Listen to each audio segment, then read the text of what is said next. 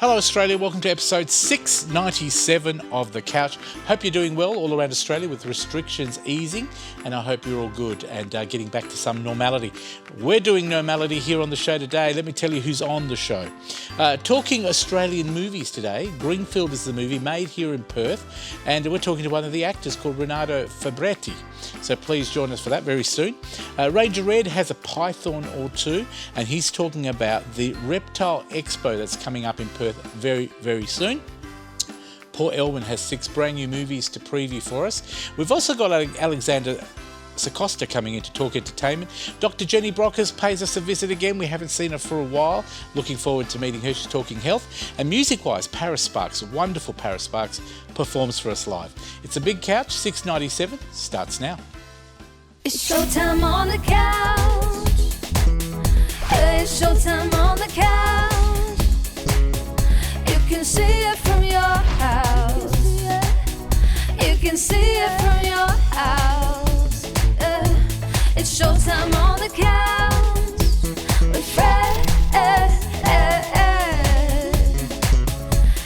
the best in town.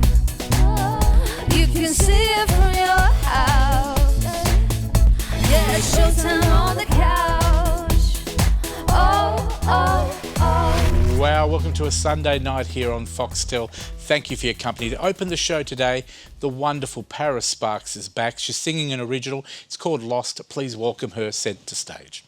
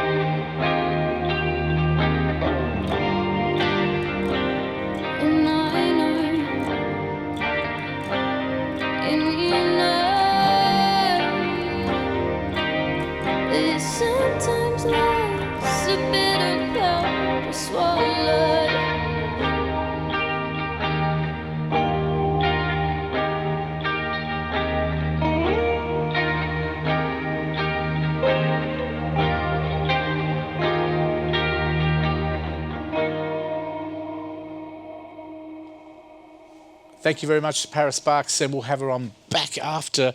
I think we've got her in the last segment. Thank you, Paris. Look forward to having her back. And if you are a performer, an entertainer, and you want to be part of the show, check out our website, thecouch.com.au. There it is on screen. And we'd love you to let us know you want to perform on the show or appear as well as a guest if you've got something to say. On the show today, we are talking to an amazing actor. The movie's called Greenfield, but this guy has been around a while. He's been in a lot of TV stuff. His name is Renato Fabretti. Thank you very much and welcome to the couch, Renato. Oh, thanks for having me. I appreciate it. Nice to have you here, and I love the fact that you're local.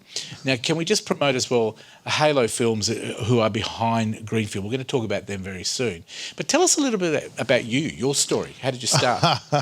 Well, first off, I want to join you and say thank you so much to Mr. Hale, because I think without Halo getting behind it, I don't think we'd be having a lot of these talks, because they've really, really been inspired and inspiring, and they seem to love it and are getting it out there, which is great. So we're enjoying that. I think there's a few people up north at the moment. Look, movies are bustling here in Perth. They're making more and more, which is great for the young people who are in the background of television, films, movies, but we could do a lot more, can't we? I think there's more coming in. I think there's a lot more coming in, actually, and lots of conversations about facilities to assist that. But yeah, I think COVID's actually helping Australia a great deal, but there's a lot of positivity in the conversations I've had lately. So I tell you what, film's one side of your life, but you've done a lot of TV as well. A little bit of TV. Funnily enough, I thought you were going to say theatre, because at the moment... You can talk about that as well. Well, we just kicked off the Fremantle Theatre Company in... surprisingly, Fremantle. We kind of thought we'd name it correctly. It's in Fremantle. It's a theatre. There's a company behind it. Hey, I'd go for it. I think good marketing as well. So no, we just did the show, The Other Place by Shah White with the amazing Kate Walsh, and so that was in November, and we've taken a little bit to get the rest of it together and kicking off where did you do your training for theatre? Oh, I'm a Whopper grad as an actor, but I'm also a NIDA grad as a director, because I got a little bit bored for a while there. But so you've lived in Sydney? Yes, yeah, did the usual train to find an agent, find the agent, go over, and Is it hard for a WA person? Is it harder? Maybe that's more the question. I mean, I think it depends on whether, like Heath, you go over there, find work and build up that way and go outside of the drama school system. I think it's hard if you're a Whopper graduate and then have to translate over. Sometimes NIDA students have the advantage of being seen for a few years by locals, but there's so many different ways to skin that cat. I mean, when I graduated, all the TV shows that were shooting, all the All Saints and Blue Healers and all in Melbourne, Little Oberons and stuff, they all died. They actually all closed down. So it was a year amazing. there. Yeah, there was a year there where Back to the Rafters hadn't started, so the bread and butter work just wasn't around like it is in London or. And are you finding now? I mean, this is off on the side here, but Back to the Rafters ended obviously on 7, but they're bringing it back. But it's going to be on. Is it on one of the pay TV? I can't say I've been following it, but given we're streaming, not Disney, but one of those other ones, Prime. I think it's Prime. They're actually running it. So a lot of TV now being done by these streaming organisations, which is a sad thing, because you wonder why the networks aren't doing it anymore. All to do with cost, I'm assuming. Well, I don't know if it's hugely sad for Australia, given we had monopolies of 3.5 channels for better part of 50 years. Yes. That does mean you end up with these miniseries shot by Channel 9 that the calibre could be better, but they've got all the airwaves, so we didn't test the market very much. But now, there was a documentary in 2006 called Piracy is Good, and it did say, look, once we get to streaming BitTorrent and all this information out there, it will come down to what people want supply, the demand, not just the chokehold on supply. So I think for Australia, we're getting better TV and we're getting the opportunity to create stuff that connects with audiences rather than just the stuff that's allowed or permitted by the gateholders. If you had a choice, theatre, TV or films, I know it's a hard one. Would you say all three or whatever's paying? Look, I grew up very working class Italian in Perth. I didn't have the privilege of saying, I won't do that work. Oh no. When I graduated, there were a few people who said, I won't do ads on, I won't do TV, I only want to do theatre or feature films. And I was like, I'll take any work, please. It's work, isn't it? And you learn a lot in the craft as well. Yeah, those same people ended up doing ads faster than any of us, and I ended up doing theatre for ages. So I was very happy to so do you've whatever. been in, was it All Saints that you were in? What else? I actually did do a little bit of All Saints. I think I was a megalomaniac butcher or something. I'm not sure. I killed someone. Okay. Yeah, there's usually a lot of killing or being killed. But I also, I popped up in the Underbelly franchise for a little second, which was fun. Very fast, but very fun. So, yeah. Well, let's move a few years on. And Meriden, where you made this fantastic movie, Greenfield. Yeah. Let's check out the trailer, then we'll talk to Renato about this one. Cheers.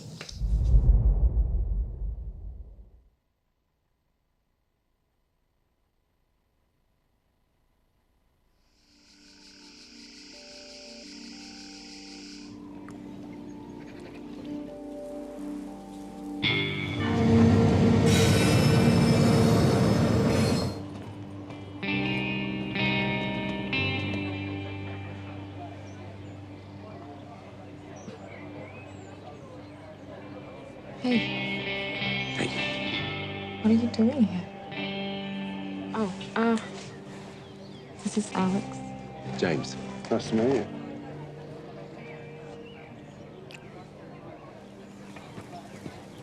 You came. I'd stay away from those guys if I was you. You're Michael, Kelly's brother.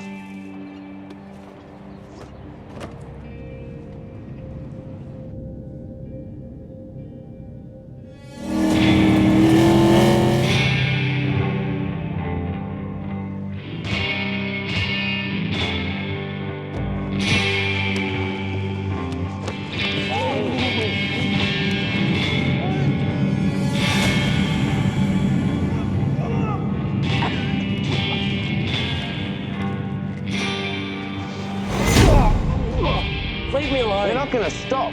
Michael, can listen. Hey, I know.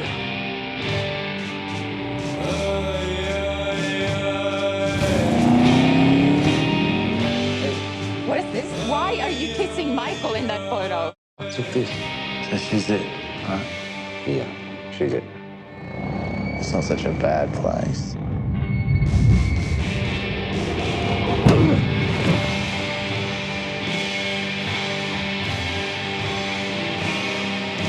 Have you ever lost someone?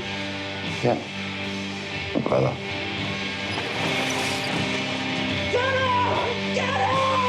I know you are a sick, perverted. And I want to know what you've done with my son.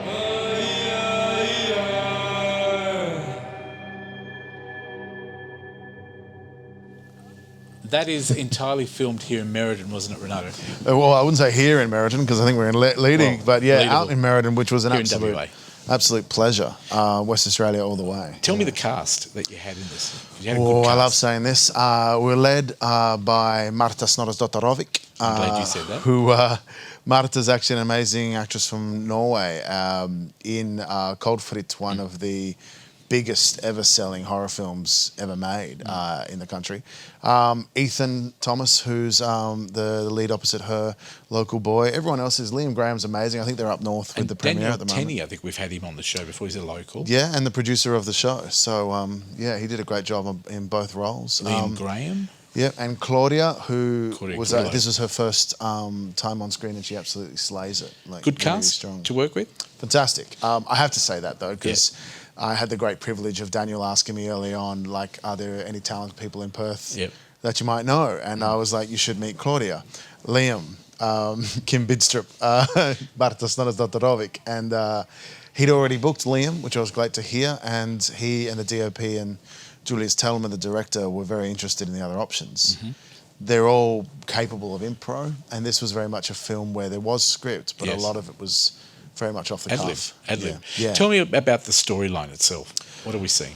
Well, we follow Ethan's character back to to Meriden, which is his ex-girlfriend's hometown, the role played by Marta, and she's come back home. She's given the relationship up. She's been away for a while, and he follows her into this town that he doesn't know. And over the space of 90 minutes, he gets to see what's going on in the town. There's a bit of friction. There's the little brother who's dealing with some of his sexuality. There's a lot of masculine men who are really kind of stomping some heads. They call it toxic masculinity.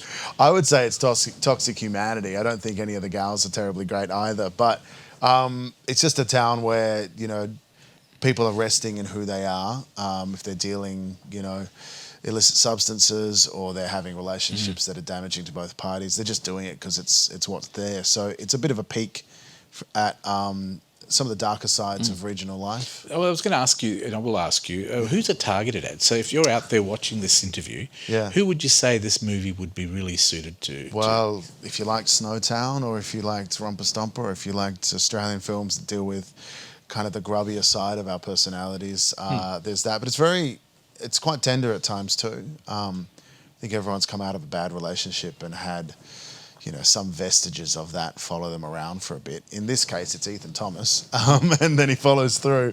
But no, there's more to that. He's also the romantic who heads to the country trying to see if he can make something work. So it's that last kind of attempt to get it Look, done. I've got to say, Halo Films, wonderful. They're committed to West Australian producers Oh, they are, and supporting the local industry here. Ian Hale from the Backlot, fantastic guy. I've known him for about 15 years. Beautiful He man. is such a Yeah. committed person to this, and that's why it's called Halo, obviously after himself. The movie itself is going to be screening right now in Merredin on the 29th of May 21. So check it out. If you're in Merredin, you can watch it on the 29th of May. And then it also has a Q&A screening at Luna Leader across the road here from our studio, 13th of May 21, after premiering in Darwin International Film Festival in early May. So about now, it'll be there. And you were saying it was also part of Revelation. We had a screen at Rev, and yeah, I mean, you're right. Ian Hale is definitely the halo fits because he's been an angel on this, of course, and many productions. But Rev gave us a good shout out and a screening to some beautiful people, and we're really excited to see Darwin take it on too. So Fantastic. we Now, can't wait for Luna. anything coming up in the future? Because I know this took a few years to record. Oh yeah, well, myself and a lovely artist in town, Clarence Ryan, are working on a comedy series, which is probably coming up on ABC soon. Seriously, you doing comedy? Oh well, we'll see. I won't be I the don't know funny if one. you'll suit that. I'm the mean one. He'll be funny, but Okay. but no. After that, there's a few things popping up in Freo, as I said, with Fremantle Theatre. Do you want to stay here in Perth, Renato? I'm pretty committed to artists here. I've spent a long time, unfortunately, sending them off to Netflix and to London yeah, and stuff well, like that that. happens. But we're trying to make sure that there is an infrastructure to support their work here. Well done. Congratulations with the film. We look forward to seeing it hit the screens. Luna Cinema is where you need to check out the website. And, of course, like I said, there'll be a screening, a Q&A on the 13th of May 21. Check out Luna Cinema. But you'll see the website there, the Facebook page, facebook.com/Greenfield movie. You can watch the trailer and find out all the information. Thank you for coming in today, Renato. Thanks for having us. And Appreciate you're a legend. Well done. And supporting the local industry as well. There you go. Now, pizza. Do you like pizza, Renato? Well, the name pretty much. I am a pizza. We are Italian. You know, we don't have a choice. You can't help that we are Italian. Well, Bites Pizza is giving you a chance to win a $25 voucher. Bites Pizza is in Balcatta and Arundel Road. So if you're north of the river, we'd love you to enter. If you're not north of the river, you're going to have to drive up, and it's worth it. Trust me. The big slab pizza. All you've got to do is put the code word BITES, BYTES, with your name and address on an SMS. Send it to my number, 0439 929 929, without the triple M at the end, and you could win. You could win a $25 voucher, but this week we're doing it for two people. So 2 people will win a $25 voucher. Thank you to Bites Pizza. We're going to take a break. Coming up after the break, we're talking about the Reptile Expo with Ranger Red and Nisha. Stick around. You're watching The Couch. See you soon.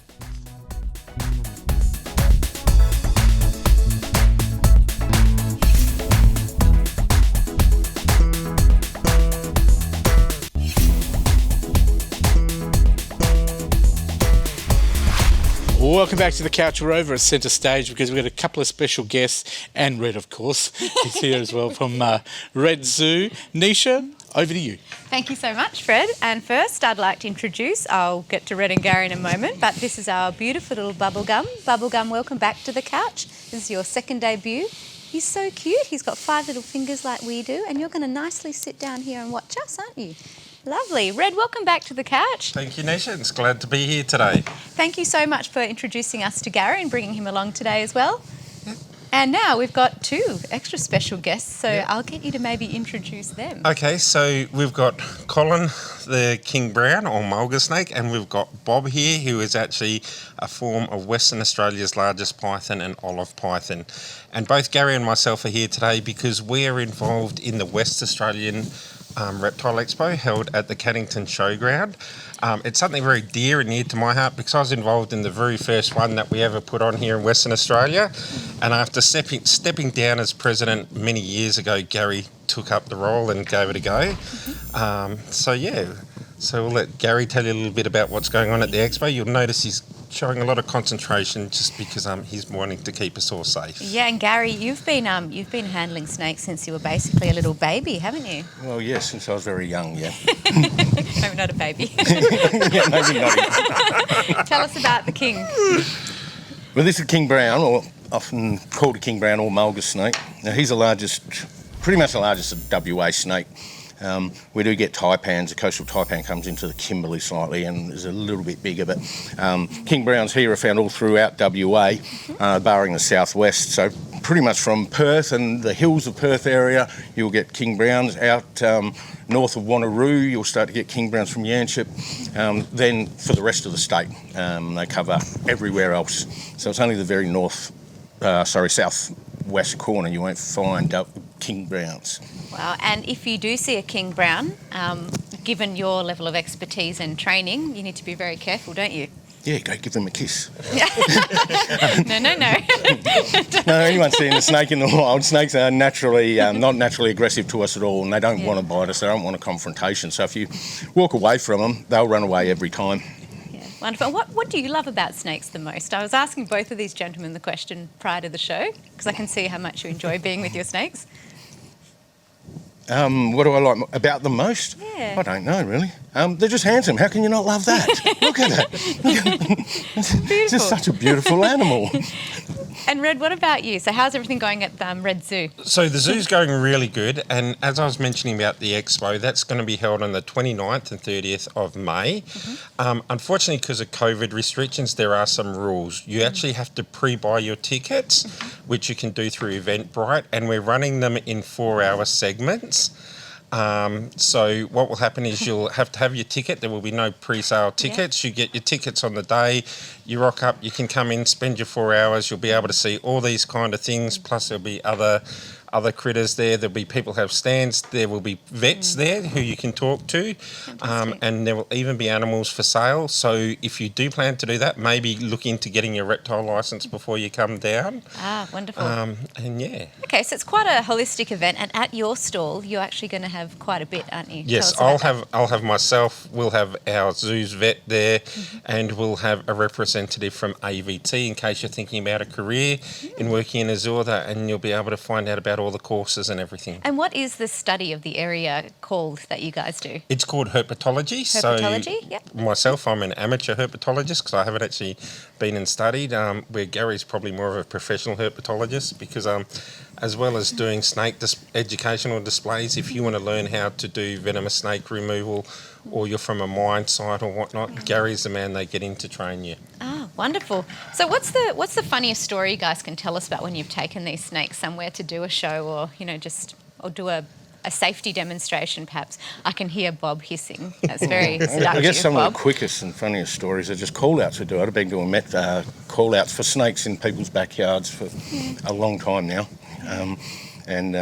Probably some of them, I've been called out to a worm at the bottom of the swimming pool and I had to dive in and come up with the worm and they'd already ran inside and shut the door. Wow. And this is our phobias, right? You guys get to actually get in there and talk nicely and quietly, and gradual exposure therapy, we call it in psychology, to try and get people to calm down. Yeah, very good. Exposure with Bob, particularly, Yeah. and reptiles and smaller snakes, we can generally cure people's phobias. A phobia can be cured as long as they want to be there. Yes. And we've done it a number of times before. The people who are overly scared of snakes, we can get them over that. Yeah, so you've got a therapeutic part to the business That's as right, well. yeah. Yes, Excellent. Bob gives massages.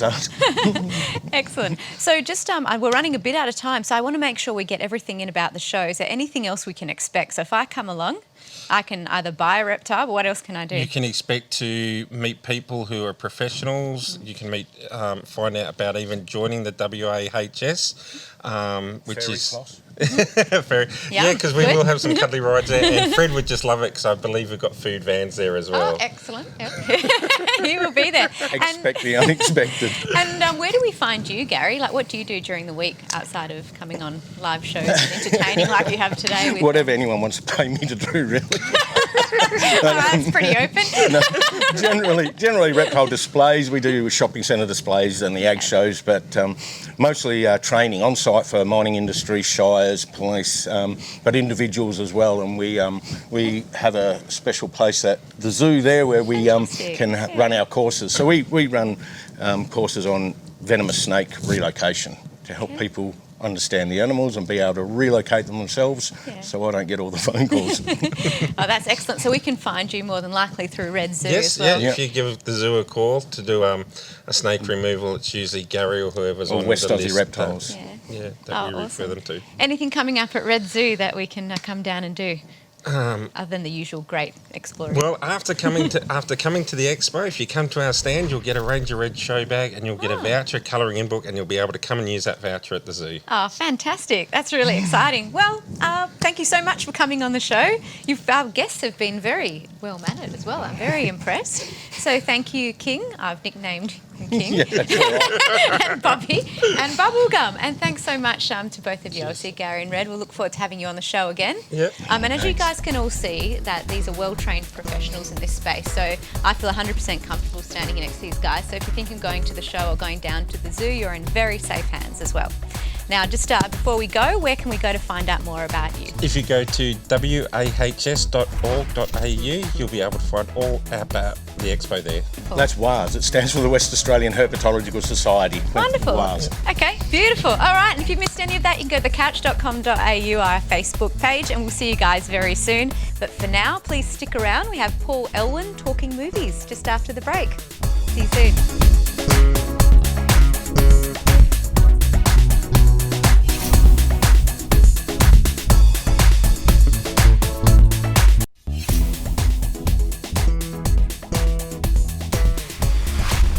Welcome back to the couch. Nice to have your company today. We are talking movies with Paul Elwyn. Welcome back, Paul. Thanks, Fred. Yeah, we've got more big-name movies coming in, 4 big-name actors. today. It's huge, yeah. It's insane. And we've got some familiar franchises as well.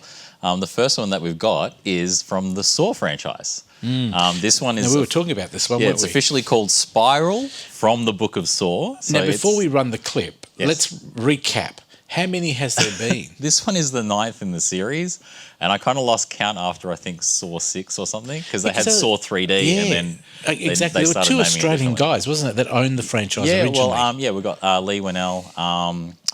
Sorry, I forgot the other That's guy's all right, name. but they're both Australian. He did, but the I think Aquaman they movie. sold it, didn't they? I think pretty they much, sold no, it they too. do retain some of the rights, so they do have a stake in them. Okay. But what they've done is, in a way, they've kind of licensed out the whole Saw concept and everything, other directors, but the studio, Lion Studio, owns it. So this one was actually, the original concept was from former SNL comedian, and he's mainly known for comedy, is Chris Rock. He loves the Saw franchise, and he actually talked to the heads of Lionsgate saying, look, I have an idea for this and everything. They said, well, put it together. And he was saying, I wanted to do a Saw idea. But they said, no, how about you just take Saw and go with it? And so this is what's come across. The Saw, ever since 2003, this one's being released on the 13th of May, which is a bit against the tradition. Traditionally, the Saw ones were your sort of Halloween movies in late October. Correct. So this is the very first Saw movie that's actually they're released gruesome, at a different they're time. really harsh, they're very graphic, they're very scary in the sense that a lot of horrible things happen, but I absolutely love it. The fans love it, and I the must agree. last I read, the whole entire Saw franchise has made over $1 billion. That's a lot of money. That's why you keep doing it. I mean, I was saying to Paul how the guy who was originally the character behind all the murders and that, he died of cancer, didn't he? About 4 movies back. He's all done, but they're doing like prequels and moving forward and backwards in Hey, time. it works. Obviously, people like it. They did it with Star Wars. Yeah, they love the whole idea of it. It's done probably better than Star Wars. So 13th of May, it's out? Yes, 13th of May. There so you go. not Look out late for October, 13th of May for this one. So that's, Spiral. And what about Son of the South? Well, Son of the South is a new film that's coming out on May 20th. This one's actually, for those who are interested in the sort of true-to-life story, this is based on a true story. Essentially, it's 1961. It's in Alabama. And this, our main guy, it's played by actor Lucas Till, who you might recently know in the recent MacGyver reboot. He's in that. He's playing the grandson of a Klansman, and he's decided during the early 60s, it was quite heated politically and also racial tensions and that, but he has made himself decide what sides to take in this whole situation in his town and the repercussions from that. But it is based on the true story of a person that's done that. It also has Lucy Hale in it from Pretty Little Liars, and also Cedric the Entertainer. He's in a current TV sitcom called The Neighbourhood. So he's more so known for comedy, but in this, he's quite dramatic, and it looks pretty good. Well, fantastic. When does this come out again? This is on May the 20th. So this is Son of the South, based on a true story. Sounds good. What's the next one? The next one, it's a big one. It's another Disney big one. We've got Cruella. So 101 Dalmatians. Emma Stone? Yeah, Emma Stone is playing Cruella de Vil. It's kind of weird because in 101 Dalmatians, RSPCA, everyone that likes animals doesn't like Cruella de Vil. But this one is kind of doing the same thing as Maleficent, where we're saying, like, what's the origin story? Kind of like the Joker as well, like this evil, villainous person. How do they become villainous? How do they become broken and horrible? It's interesting. Emma Stone is in this as Cruella de Vil. It's kind of funny. The filming was delayed because apparently back in 2019, she had an accident at a Spice Girls concert, fell off her friend's shoulders and broke her shoulder, apparently. But in this one, we've also got Glenn Close, who was in the original movie of 101 Dalmatians as the older Cruella. She's actually executive producer in this one. Okay. But Emma Thompson, another famous Emma, she's actually playing the Baroness, who is apparently like another villain in this one. So we've got like new villains as well. Looks really good. The graphics, the CGI. It's the usual amazing. Disney polish on this because they're doing this like with Mulan and all this, but this one's different because it's more of an origin. Movie, is it? A lot of people think Disney is all about children. It's not really, is it? This is the first live-action one since Mulan that's actually been rated like a PG-13, as in Mulan had a bit of violence and everything, and this one, more than likely, because there's something scary and horror. I tell you what, I watched a behind-the-scenes interview with Emma Stone. The way they make her look like the character, completely too different. I mean, just completely Disney, transformed. I'll give them a few things, and the main thing is like makeup and transformations. They're very good at it. Amazing work for that. So when does this one come out? So Cruella is out on the 27th of May. Beautiful. Check that one out. And the next one? Well, the fourth one we got is A Quiet Place Part 2. So not Quiet Place 2, it's apparently Quiet Place Part 2.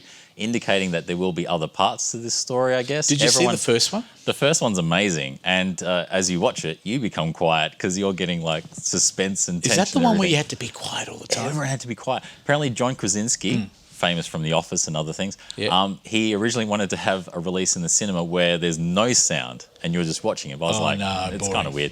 But yeah, with this one, he was originally not wanting to direct this, but they ended up convincing him, and they actually said, look, why don't you keep writing out the story? And they just kept egging him on. And he said, wait a sec, I've pretty much written like a whole next sequel movie. And they said, yep, that's great, go for it. So this is it. This was meant to be released March 8th last year, but it got massively delayed due to the obvious situation in the world. Big stars in this one? Mainly you got your leads, John Krasinski and Emily Blunt. Oh, yes. Real life husband and wife, playing husband and wife in this one. There is a lot more cast in this one as well that you'll see, but yeah, it's extending the story. Cillian Murphy's in this as well. But yeah, amazing. They get to venture outside of the house that was in the first one.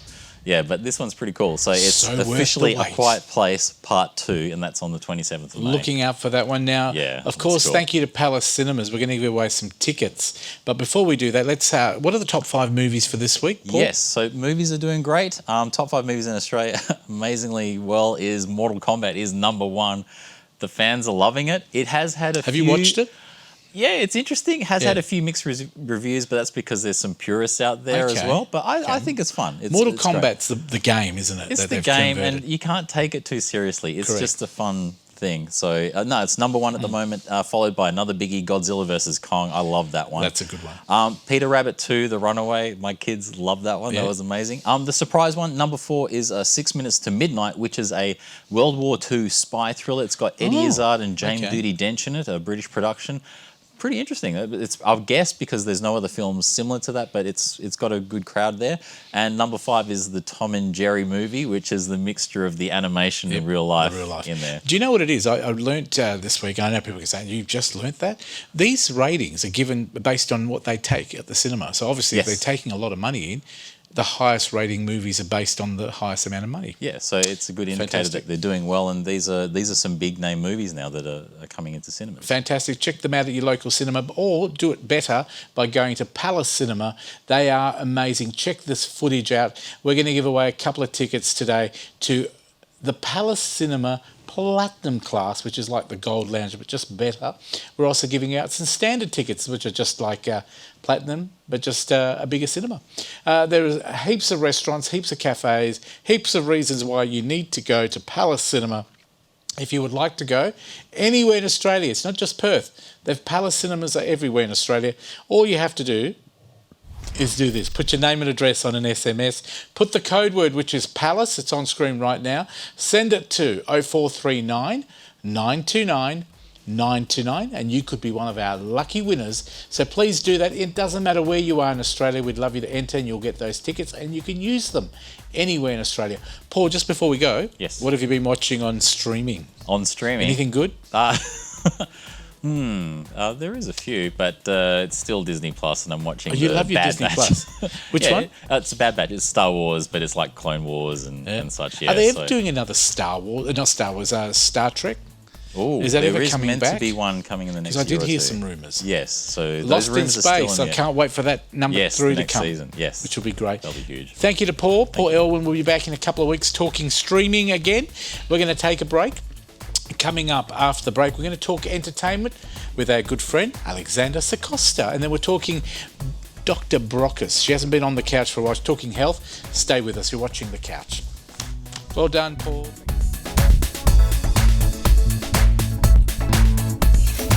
Connect with The Couch online through Facebook, Instagram, and YouTube.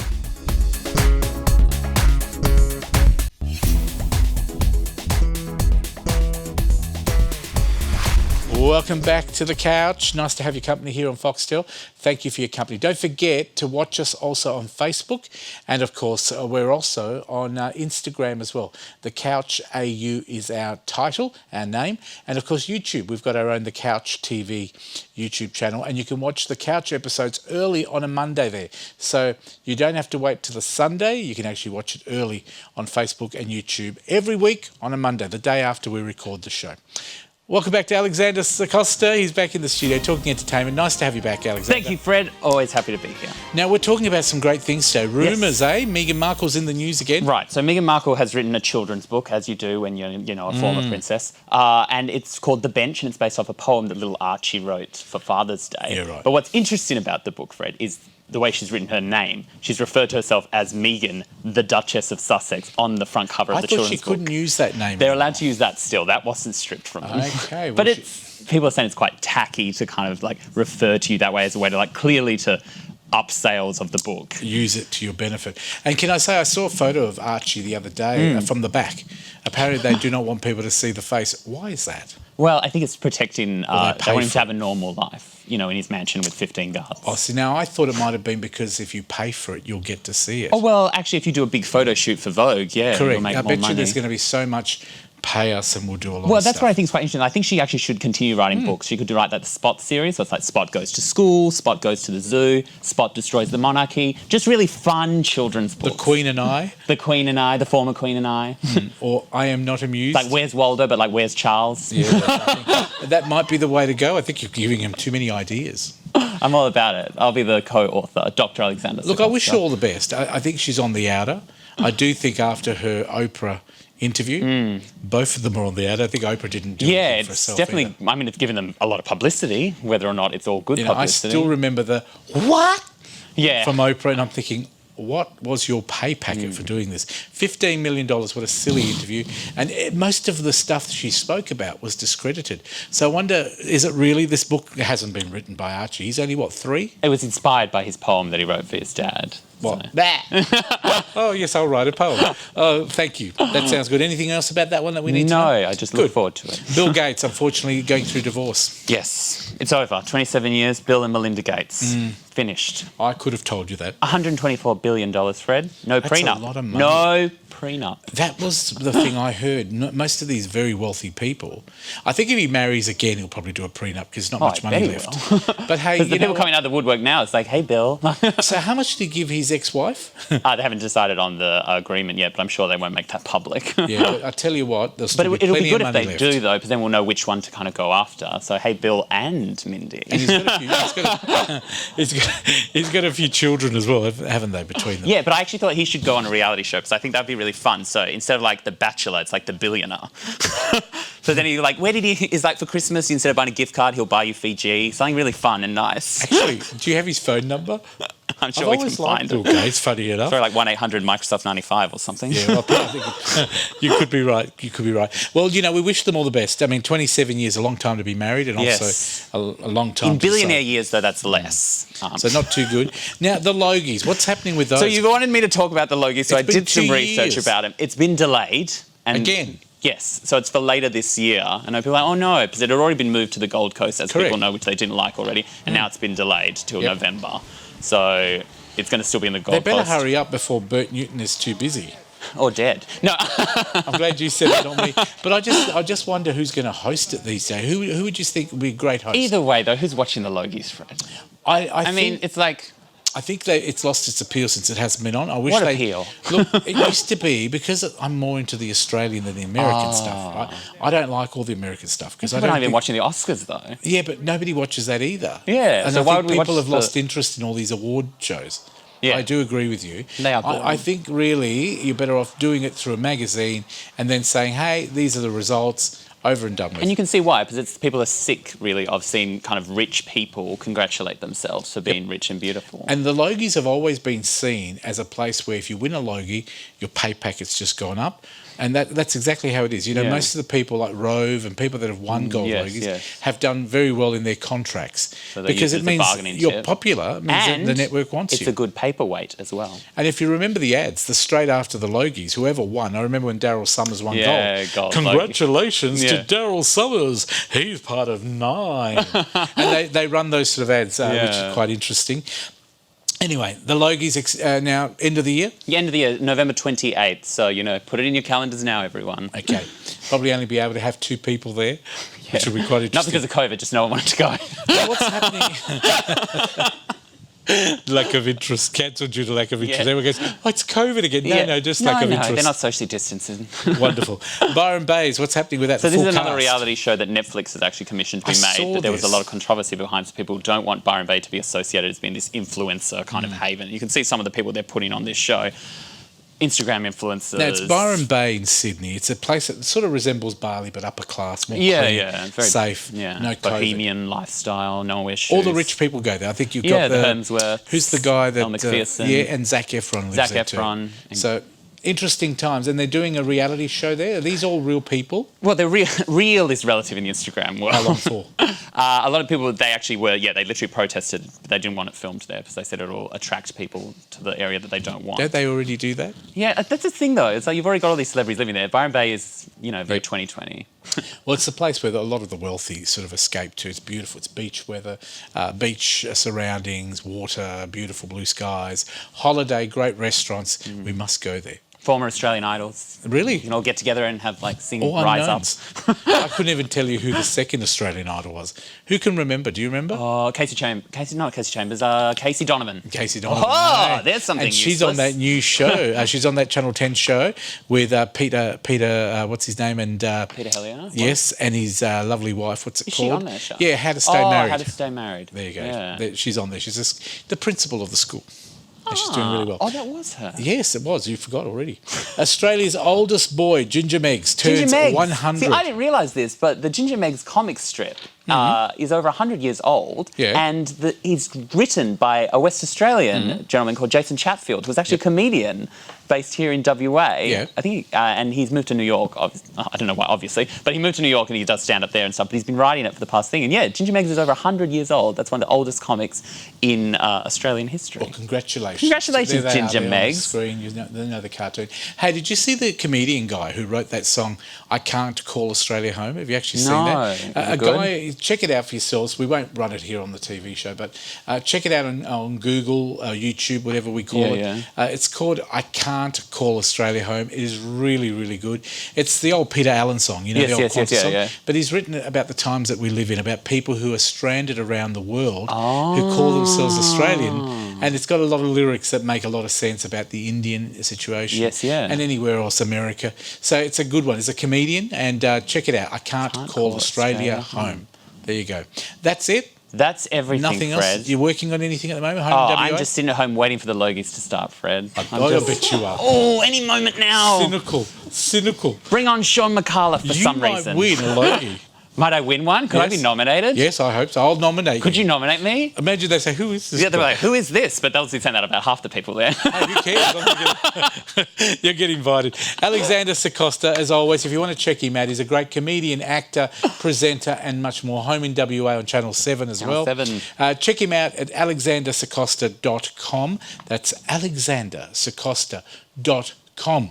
And everything's up there all about you too. Yeah. Well done.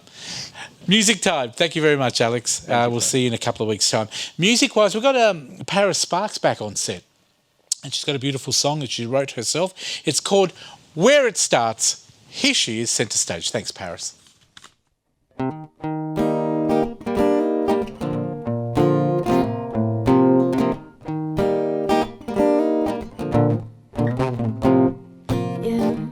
Every day I'm wondering if I'm gonna be okay.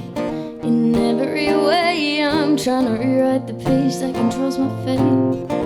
I try to think straight, but there's something on my mind and I can't concentrate. I always downplay all the thoughts in my mind, act like I'm unafraid.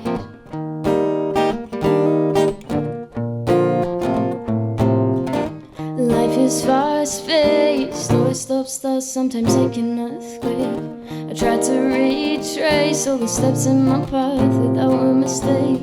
And I know that someday I'll follow my heart and I'll get to say that I am okay. And this is where it starts.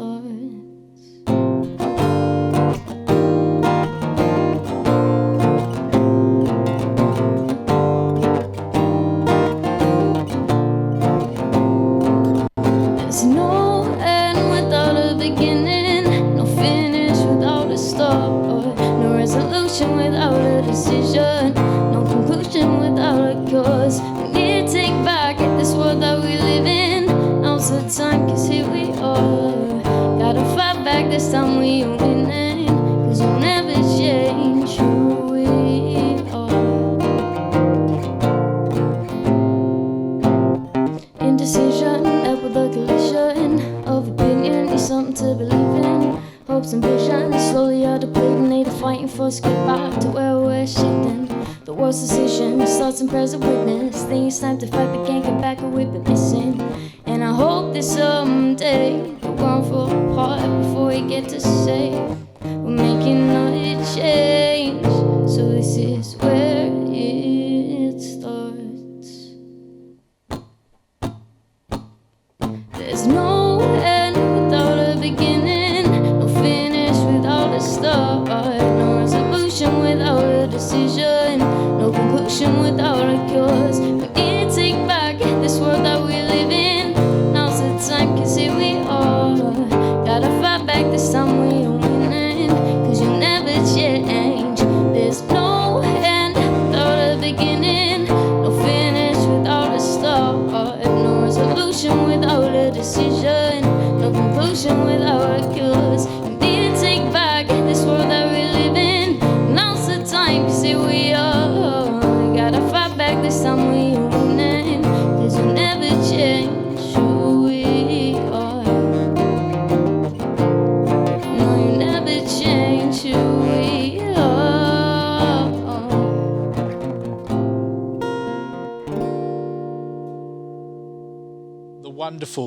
The one and only, the wonderful Paris Sparks. Thank you, Paris. She's such a great young talent. I think she's only 18 years old, doing amazing things. Please support her music. Go to her website. Book her for gigs, please. And, keep her here in WA as well, in Australia. Somebody else we want to keep here in WA in Australia is Jenny Brockis. Dr. Jenny Brockis. It is always nice to have her back on the couch. And it's always nice to have Nisha right next to her. Over to you. Thank you, Fred. Yeah, always a pleasure to have our good friend of the couch, Dr. Jenny. Welcome back. Thanks so much, Nisha. You've been a very busy lady. I have. Lots of books that you've written in the past that we've talked about on the couch. But what's your most recent book? My new book is called Thriving Mind, which I wrote before the pandemic. Okay. Because I was really worried about so many people who seem to be struggling with everyday life, feeling overwhelmed, overcommitted, too busy, too time poor. And then the pandemic arrived and made everything feel 10 times worse. So I think the messages from the book, which talks about what you can do to overcome these difficulties, was well timed. Yes, I was but going it to wasn't say. deliberate on my part, I have to say. No, but it's very much focusing. So focusing on some of the key elements that we should be working on all the time to be proactive with our mental health. Yes, particularly with our mental health and mental well-being. Yeah, absolutely. Wonderful. And Thriving Mind has ventured, this doesn't surprise me about you because you're a very busy lady, but has ventured into a course as well. Yes, that's right. It's now a course that I run every couple of months for people who are just interested in what they can do to maintain their own mental well-being. So this is for people who want to know how to manage their level of anxiety, or if they've been going through a bit of a low time with depression, or they're worried that they're on the verge of burnout. There's so many people working too hard, doing too many hours, and it's not good for anybody. So we address that in the course. That's wonderful. And I think we know that anxiety and depression really affects the majority of the population on some level of a continuum. So it's nothing to be ashamed of or worried about actually mentioning. So I think what's really important is that you're proactively looking at this. So absolutely, you don't have to be at the end of, let's say, a scale of 1 to 10, at 10 being the worst. Don't wait till you get to 10. Let's look at 3, 4, 5, 6 and start to actually put some things in place. Yes. Are there any particular strategies, just quickly, or elements that are part of Thriving Mind to cultivate a good life that you can share with our audience, some pearls of wisdom? I think the one important one is always to recognise when you've done enough. There's so much perfectionism out there, so many people trying to sort of squash so many things into their day. It's too much. So just to be more satisfied with less and to look for the simplicity in those things that actually make you feel really good. Yeah, lovely, simple things in life. Now, today we're going to be talking a little bit about nostalgia, and I think it intertwines nicely, segues out of your book a little bit, because you write a lot of blogs as well, which is really current information for everyone out there. So talk to me a bit about nostalgia post-pandemic. Well, it's interesting, just listening to different people having conversations. So many people are drawing on past memories, previous events. And what I found interesting about that was because I could see it was helping them to feel better about what's going on at the moment, which has been so uncertain. There's been a lot of fear associated with what the heck do we do with a global pandemic that's affecting people all around this planet. And I think what's useful is to think that nostalgia isn't just for Granny. My granny was a great storyteller, and she used to tell us lots of things that had happened to her in her childhood. Usually the same stories sort of 60 times over, but that was okay. And that was probably purposeful. It was in your head. My grandma did the same thing. But it meant that we got to know a bit more about her as a person, and of course it was a shared thing that we could sort of bring into remembering her about by.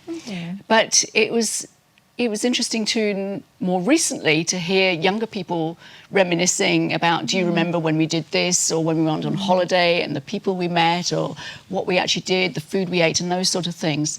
And that type of nostalgia has been shown to be really helpful to get us prepared for what's going to come in our future.